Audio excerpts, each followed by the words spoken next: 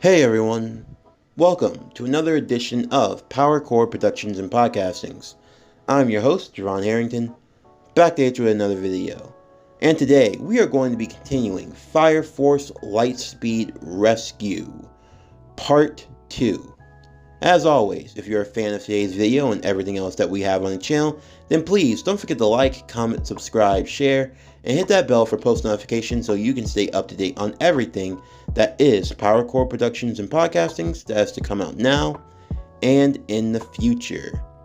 As we get into today's part, we will follow the aftermath of the Battle of the Nether. Shinra recovers from his injuries and makes his way back to Company 8. However, with newfound information given to him by Captain Burns, what will he do now as he learns the truth of what happened 12 years ago? As he seeks more answers from those who were closely involved. Also, what is to come on the horizon as the White-Clads start to make their move, looking to collect all of the Adola bursts? Will they succeed and cause another great cataclysm? Or will the Rangers be able to put a stop to them in their ambitions? But more importantly for the Rangers, how do they tie to everything in the grand scheme of things? Who was the demon Diabolico? And what will his influence have on the world at large, over 200 years after the last great battle? For all this and more, stay tuned as we get into today's video, Fire Force LIghtSpeed Rescue, based on the Heroes of the Morphin Grid series, Part 2. As always, sit back, relax, and enjoy the show.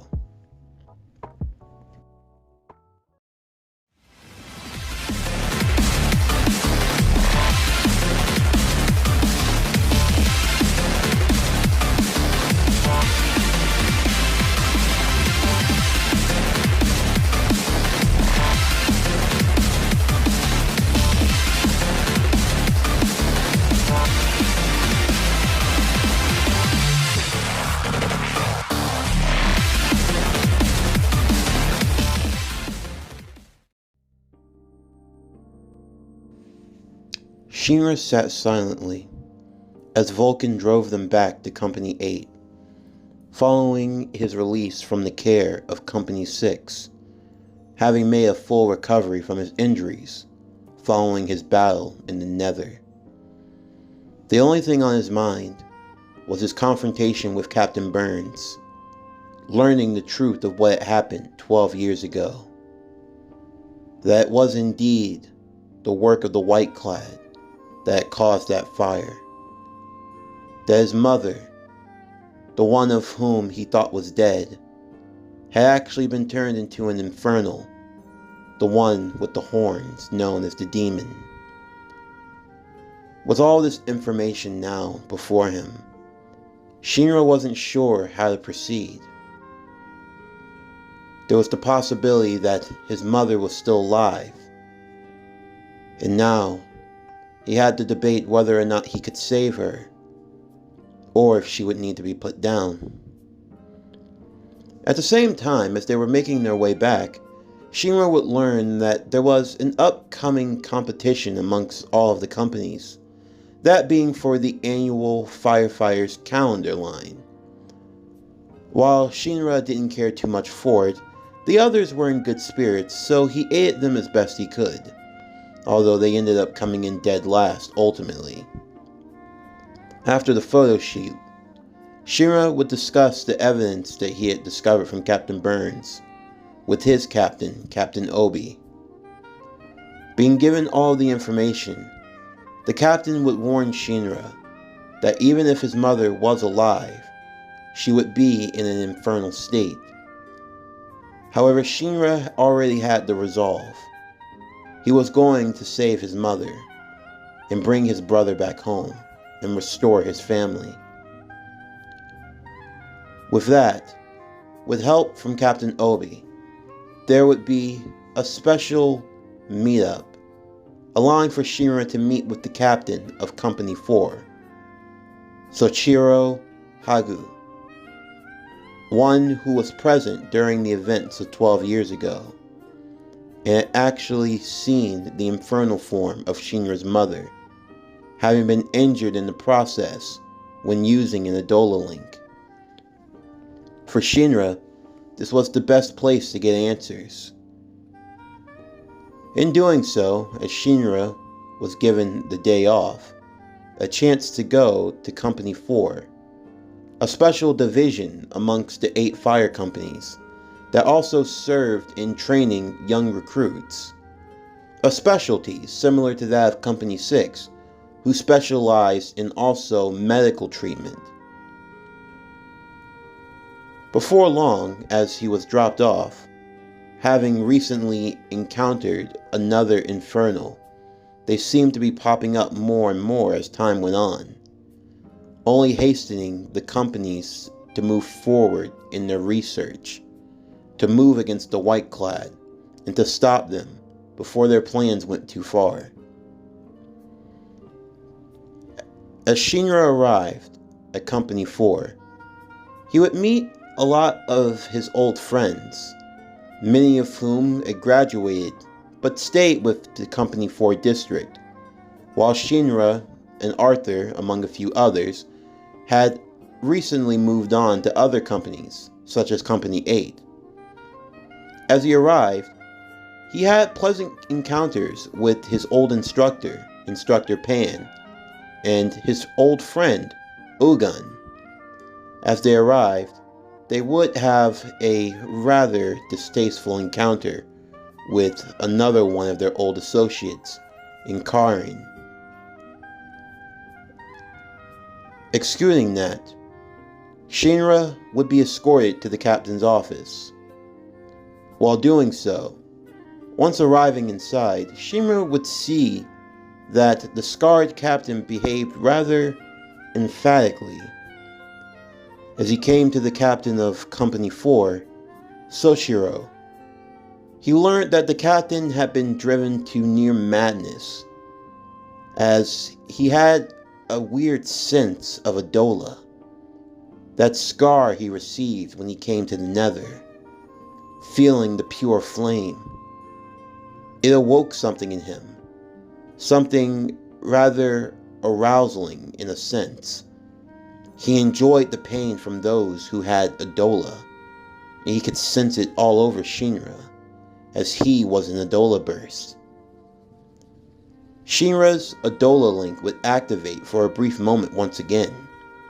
Doing so, he would see a woman that looked similar to Iris in a way, who wanted him to release his anger and flame, who wanted him to let his fire run ablaze. As quickly as he saw the apparition, Shinra would return back into the reality, rather shaken by the woman's anger. Soshiro would note that the bonds to the divine world had become stronger, and that beings to discuss in his history of Adola Link, that from the time of the Great Fire that ravaged Tokyo 2 years ago, up until now, the rise of infernals was starting to increase more and more. For Sochiro, he felt a strong sense of freedom ever since he came into contact with Adola, feeling and declaring that it was the light of God, and as such, he discarded the teachings of the Holy Soul Temple and their beliefs. When Shinra questioned why he had never felt such hope from the Adola, the pair were briefly interrupted when Karin, who was disguised as one of the Fire Force Company's mascots, Mamoru, would attack out of nowhere, stating his intentions to kill Shinra. The first pillar would appear once again, the woman in Shinra's mind, and would seemingly possess him. Shinra, without even thinking, would reach down to his left hand where his morpher was. He activated immediately and morphed into the red LIghtSpeed Ranger. But there was something off about him. His movements, his mannerisms, he became a lot more primal and crazed. Even through his visor, his eyes glowed a bright red, as though he were hypnotized by some spell. The captain could sense his powerful Adola burst, and he, for one, was rather intrigued, as Soshiro would enter into the fight, although it wasn't so much that he entered into the fight, more so that he merely wanted to take as much damage as he could from Shinra, sensing his power in the Dola. The captain used special metal cables, binding Shinra and dragging him all throughout the office, before slamming him out the window into the courtyard. Along with his power cables, he also used a particular axe for combat, as Pan and a few of the others would come to assist him and try to figure out what happened to Shinra. Of course, unknown to the captain and the others, the one known as Hame of the White Clad was using her special third generation ability, using their ability to control others via electrical charge, stemming from her being able to mess with one's nerve system all the way to the core of their brain, seemingly having them at her mercy, although there was only one thing that could counter her, and that was plasma users, although the only one that she had come into contact with recently was the blue LIghtSpeed Ranger, Arthur Boyle. As the battle continued on though, Shinra was driven more and more into his insanity, as Ogun and the others would arrive, Arthur accompanying them, already morphed into his blue LIghtSpeed Ranger form, as he took out his hilt for the blue plasma blade, moving quickly to counter against Shinra. Arthur would manage to get a sense of the situation, as he could feel Amaterasu feeling its control over Shinra. He knew that he had to break this control, but at the same time, he would tell the others to stay back.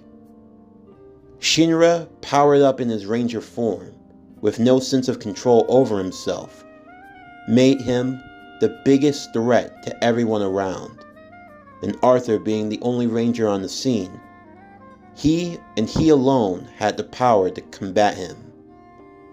Of course, the captain would provide assistance wherever possible, as Shinra would activate his rapid, moving like a red rocket, his boots transformed from their white to bright red, extinguishing flame as Arthur countered with his blade, being able to restrain and move him back some. Arthur would use his imagination as he was prone to do, seeing himself as the regal knight defending his territory. He knew that this was an opportunity to fulfill the fantasy, to slay the demon.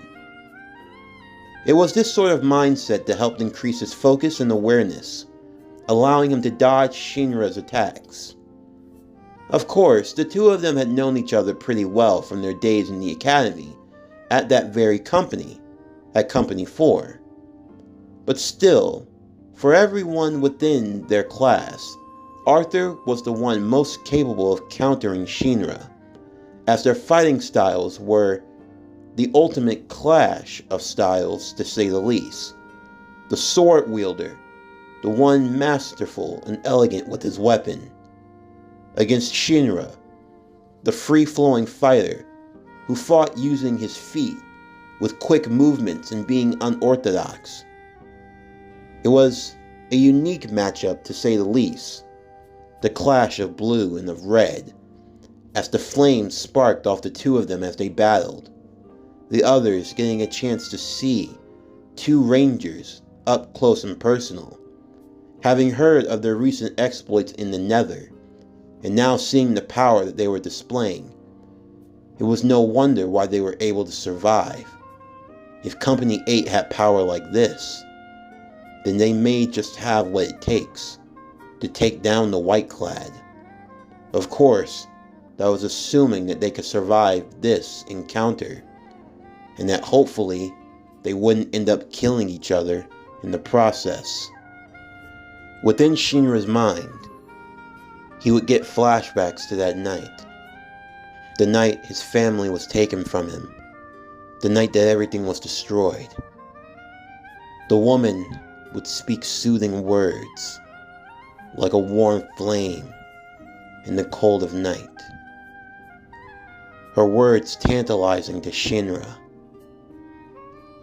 She offered him a chance to see his mother again, to bring her back to him. All he had to do was kill the kingly knight. As they continued on in their fight, Arthur would warn Shinra that he was only going to give him 3 chances to return to his senses before he would have no choice but to cut him down. Shinra, however, would ignore this warning. As he went in for a strike, his first chance was stricken off, as Arthur countered his attack and repelled him. In the midst of their battle, Arthur would temporarily break character, as he tried to remember the details of his own childhood. For him, he claimed that his family left him in charge of their castle, remarking that it was his responsibility to watch out for invaders until his parents returned. However, Ogan and the others would remark that, in actuality, Arthur had been abandoned by his parents long ago. In fact, this was probably the reason why he held on to his fantasy and his heroic beliefs. As a young child, his parents would read to him stories of knights and kings, of saving the princess and the damsel in distress, of slaying the dragon or the devil king and freeing the kingdom from tyranny. This was a coping mechanism for Arthur to overcome the trauma of feeling alone and abandoned. All the same though, the 2 officers of Company 8, the red and the blue LIghtSpeed Ranger, would start to intensify their battle. As they continued to fight, Shinra would let his anger boil to the surface, claiming that he never once cared for Arthur or his heroic nonsense, questioning why he could believe in that crap to begin with. Arthur, in the meanwhile, would simply ignore Shinra, knowing that he wasn't in the right state of mind. As they fought, Arthur would question why they always argued, instead of never working things out like normal people. Instead, Shinra always giving off that annoying devilish smile of his. As the 2 continued their fight once more, it seemed as though nothing would be resolved. The more Shinra was lured and tempted by the woman known as Amaterasu in his mind, attempting to justify his rampage. He would continue onward in fighting, until eventually Arthur would see an opening. As he went in for the final strike, he warned for Shinra to get a hold of himself and to regain his sanity before it was too late. As Shinra felt as though he were about to be swallowed by the darkness, the intensity of his anger starting to boil over, he would remember the words of Captain Obi and the others, remembering that he wasn't alone, and that he could truly live up to his ideals and be a hero, and not the devil that people saw him as. As Shinra came to his senses, his boot would collide with Arthur's plasma sword, causing an immense explosion as the 2 of them would be sent flying. As Arthur got back to his feet, he would look over to Shinra, who would demorph. As he laid there, he would slowly stand once again. Arthur would ask if he was fine, and Shinra would claim that he had gotten back his sanity. Shinra had freed himself from the influence of the first pillar, forcing her and her presence from out of his body. However, as she was being removed, the woman would tell Shinra that they would meet soon again. But the next time they met, though, the only thing Shinra wanted was information about his mother and nothing more, and that he would never be used for her fun and games. However, the first pillar would simply laugh as her voice faded, remarking that more fun was soon to come, as the fifth pillar would soon emerge, and a new Adola burst would awaken. In the aftermath of the battle, Shinra and Captain Sorochiro would discuss the possibility of the White-Clad targeting the fifth pillar, wherever it might be. They knew that they would have to stay on high alert in the meantime. If the White-Clad were trying to recruit these Adola bursts, then it would come into conflict with the companies if they could get to them first and save them. In the meanwhile, Hame and the other members of the White-Clad would have no choice but to retreat, as their attempts to capture Shinra Kusakabe would have to be put on hold in the meantime.